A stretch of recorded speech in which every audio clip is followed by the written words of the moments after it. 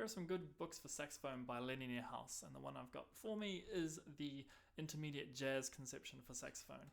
It comprises of some exercises, jazzy in nature, and some etudes at the back. Very improvisational in a sense that it gets a bit crazy. It's a good way to expose yourself to the kind of really out there, off the rails jazz without having to make it up on the spot. So this is etude number 5. It goes a little bit like this.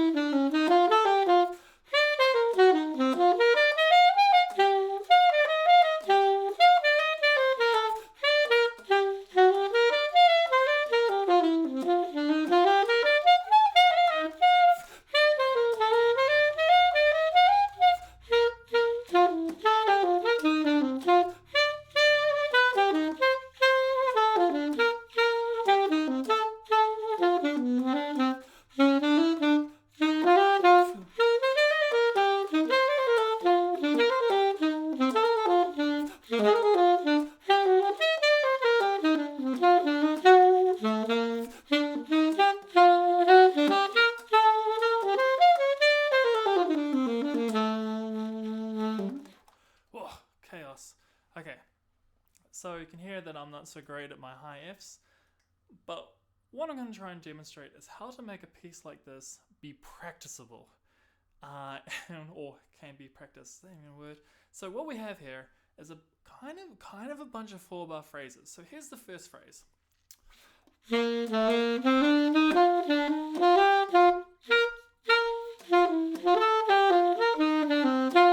So that is 4 bars. You could breathe after 2 if you wanted, but you want to try and aim for these 4-bar phrases. So then we have a lead-in. And then we have lots of articulation here to keep in mind. So that was a marcato and an accent. Ba, ba. And in all these Lennie Niehaus books is a lot of ta, ta, ta, ta. So right from the very beginning, try and get that phrasing or that articulation. Okay,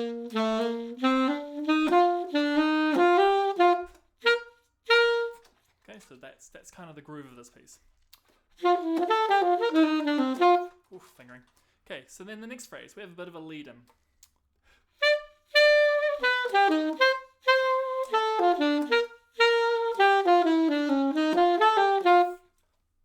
Oh, C sharp. Right, so then we have the end of that next 4-bar phrase. Then we have another lead-in.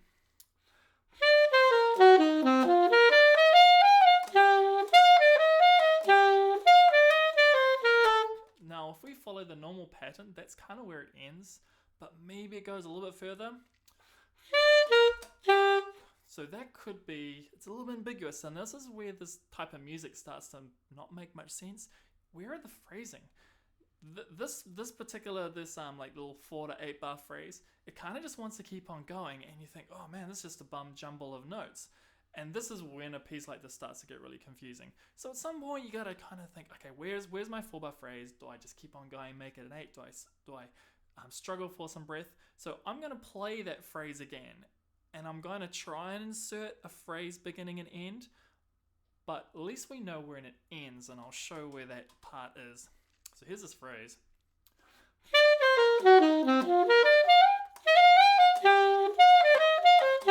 Oh, let's start that again.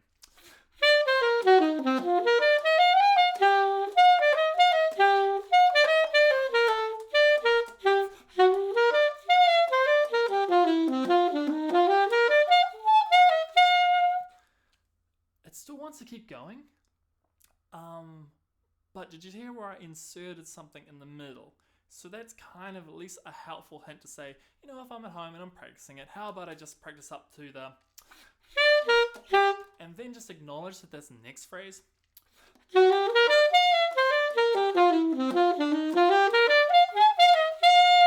It's just really, really weird and out there. However, what happens next?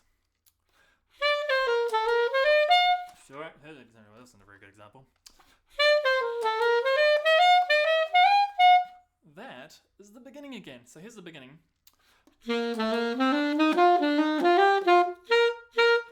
here is this crazy start of a new phrase.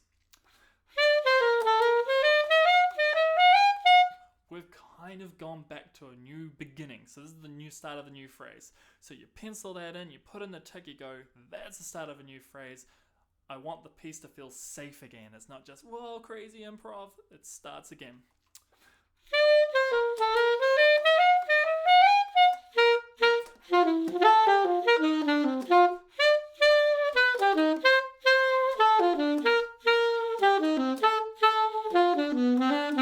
So you can see that that's a little bit of a continuation of the very first phrases of the piece, but the transitioning downwards, the modulating down.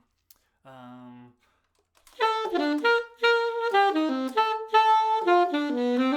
then they bring in this new idea.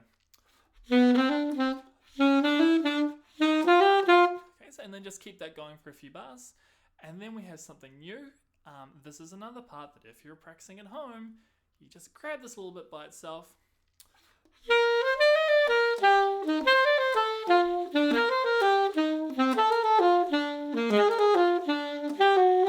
And then a little phrase, it'll lead into the next phrase. So you can see that's a little bit that you can practice by itself, like putting in the psyche C.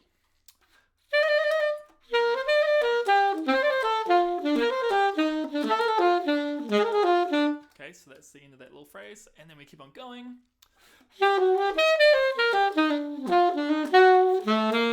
So that by itself is this cool little riff. Now, we're now at the end of the piece. So bear in mind that when you're at home practicing, you don't have to go from the top and go down, top, down. Just start from the end. This is a nice little phrase.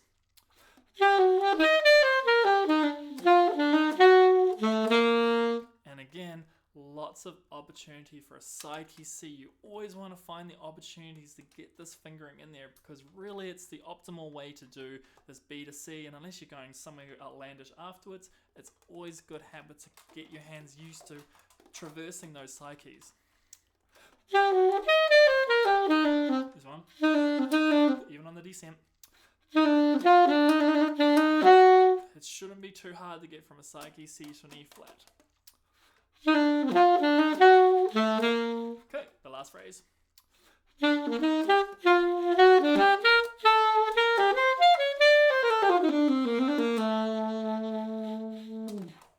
okay, so butchering some triplets there, so maybe I should practice slowly.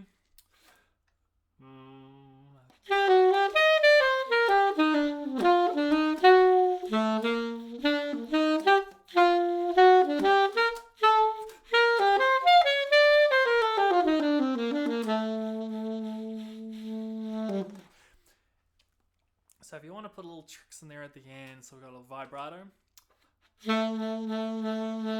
That's me just kind of squeezing the mouthpiece and releasing. So you start off with that kind of neutral embouchure that you play on a saxophone. Then we squeeze a little bit and then release a little bit. And